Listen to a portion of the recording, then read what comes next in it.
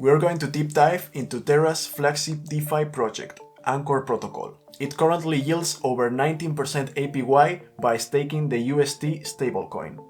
In this video, we will go over the key principles of Anchor, how it works, the sustainability over time of the project, and the risks within the project. Stay tuned till the end to know why Anchor may not be as sustainable as most people want you to think. Let's start with the basics, explaining what is Anchor Protocol. Anchor is a crypto savings protocol that offers low volatility returns on Terra's stablecoin, UST. It currently yields over 19% interest. Yes, 19% may sound a lot for a traditional savings account, but Anchor is everything but traditional, trust me. We will explain later on how they can afford to give 19% interest. But first, you may ask, why we need a crypto savings account when we already have a bank savings account? The answer is simple. Bank savings accounts offer less than 1% interest, and with inflation rates in the United States being the highest in the last 40 years with a whopping 7.5%, it's more important than ever to protect your savings from inflation. This also applies to any other country, as most of them have a very high inflation this year. We said that Anchor is the flagship project of Terra, but what's the Terra Network about? Terra describes itself as a public blockchain protocol, deploying a suite of algorithmic decentralized stablecoins, which underpin a thriving ecosystem that brings DeFi to the masses.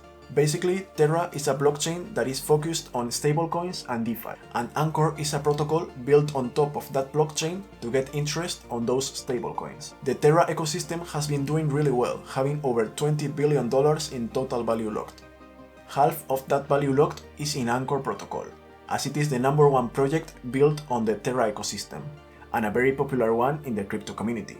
The token of Terra, Luna, has also greatly increased in price over the last year. It started 2021 with a price of $0.50, and at the end of the year it was worth more than $90. Anchor Protocol has also grown a lot, as a lot more people started using it, and now it has more than $12 billion in total value locked. Up till now, we know that with Anchor Protocol, we can stake the UST stablecoin to earn 19% interest. But what are stablecoins at all, and how UST is different from the rest? Stablecoins are coins designed to be always worth $1, and they are usually pegged to an asset, the dollar. This means that stablecoin projects normally keep a reserve of dollars equal to the amount of that stablecoin that is in the market. The big issue with this type of stablecoins like Tether is that we don't know if they really have the amount of dollars to support their stablecoin in their reserves. That's the big difference between the other stablecoins and UST. UST doesn't keep a reserve of dollars to support their stablecoin. But if so, how do they make sure that UST will be worth always $1? UST maintains stability through a simple swap mechanism. 1 UST can be exchanged for $1 worth of Luna at any time. That makes UST an algorithmic stablecoin linked to Luna, and much more decentralized, as it doesn't depend on organizations keeping reserves in dollars. With this system, if UST becomes less valuable than $1, people can buy it and use the swap mechanism to sell it for $1, enabling them to get a quick profit and stabilizing the currency. As buyers do this, demand causes the price to go up, until each UST is worth $1 again.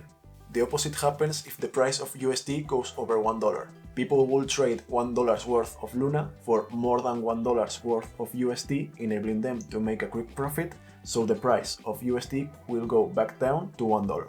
These economic incentives act rapidly to maintain the UST currency stable. Let's get into the million-dollar question. How is Anchor able to pay 19% interest on a stablecoin like UST?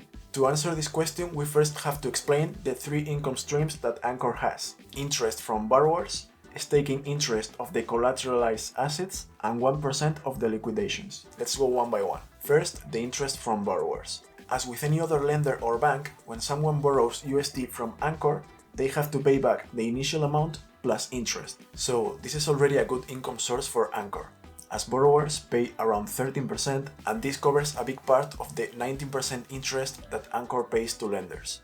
The second one is in relation to the assets that borrowers give to Anchor as collateral, which are ETH and Luna.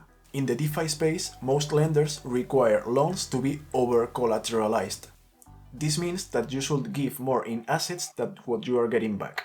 An example of this is that if someone wants to get a loan for $1,000 worth of USD, they may need to give $1,200 worth of assets, ETH or Luna, in case they run away with the money. But why at all you will get a loan if you have crypto you can sell? Well, you may want to keep holding this crypto because you think it may be worth more in the future. As I said, the two assets that Anchor accepts as collateral are ETH and Luna, and the way Anchor makes money from this is by staking the assets until the borrower pays back the loan plus the interest. This amount can yield an important percentage that makes the second biggest income stream for Anchor. But what happens if the borrower doesn't pay back the loan in time, or the value of the assets collateralized decreased up to the point that they are worth the same that Anchor gave to the borrower? Then the position is liquidated, so that Anchor doesn't incur a loss. Even though this process is much more complicated, in a nutshell, Anchor also receives 1% of the value of the liquidation. This is the third income stream of Anchor. We now know that Anchor obtains its capital from these three income streams, and that they use that capital to reward investors that deposited USD in the platform. But what about the sustainability of this system?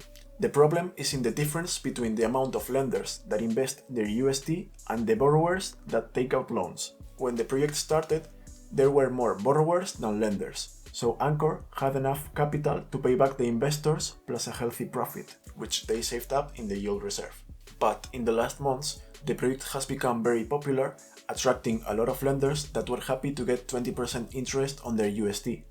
This is also because the market has been very volatile lately and investors preferred investing their USD in Anchor instead of investing in other more volatile cryptocurrencies. However, when the markets are rallying, usually the opposite happens and investors take out their USD to invest in appreciating cryptos.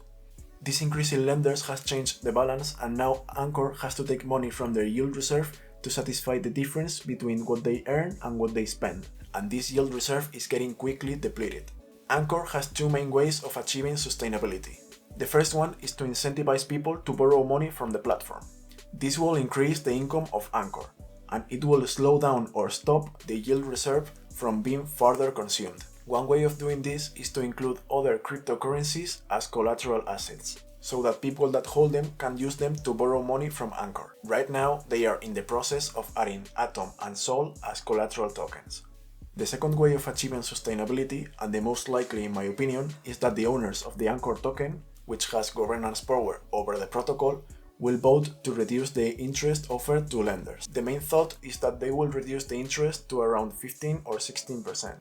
I will leave in the description an article that analyzed the numbers around the sustainability of the project in case you want to investigate further. In this last part of the video, we will cover a very important element, the risks of Anchor protocol. Even though I personally consider the project really safe in comparison with other DeFi projects like for example Titano, which I reviewed in my latest video, it still has some risks that are worth discussing, with the last one being the most important in my opinion. The first risk is the peg risk. Basically, what if the value of USD stopped being $1 because of any unforeseen situation? The project has not been around for so long, so we don't know how this newly developed algorithmic stablecoin will perform in the future. This has happened for very short periods of time in the past, but luckily the price went back up really fast. The second risk is in the smart contracts. We have seen it before in other projects. Hackers that found ways into the smart contracts and can get the whole project compromised. Luckily, Anchor has undergone multiple audits and is offering bounties for people that find out bugs or weak points in the code, giving up to $1 million if a critical bug is found. The third risk is the risk of the Luna token crashing so hard that it liquidates most, if not all, of the collateral assets. This will leave Anchor with a much lower income and will need to either attract a lot of borrowers or reduce the interest rates significantly.